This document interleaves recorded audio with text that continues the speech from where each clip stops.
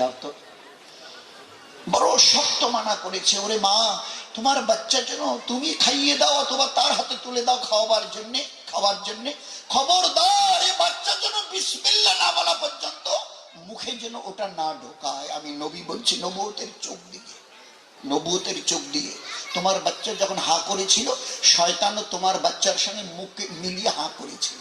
তুমি যদি বিসমিল্লাহ না বলাও আর এই বাচ্চা যদি না বলে, তো ওই বাচ্চার সঙ্গে শয়তানও খাবে।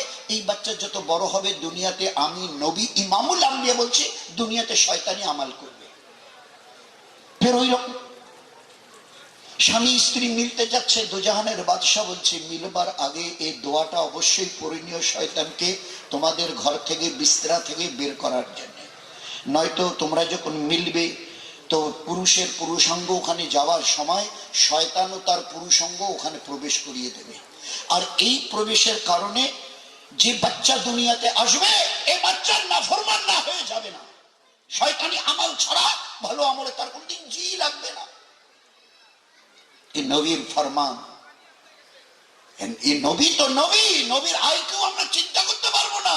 আমাদের নবী উম্মি নবী, এই নামাজ রোজা হজ যাকাতের কথা বলতে আসেনি, শুধু যে জিনিস তিনি পেশ করেছেন দুনিয়াওয়ালাদের সামনে, এক একটাকে বুঝতে 1300-1400 গেল মডার্ন টেকনোলজি।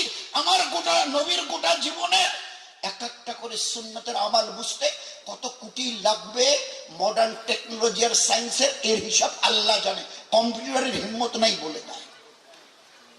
এমন নবীকে আল্লাহ আমাদের কাছে পেশ করেছেন। এই জন্য ভাই সবাই সবার জন্য দোয়া করি। খালি জীবনটা একটু সামান্য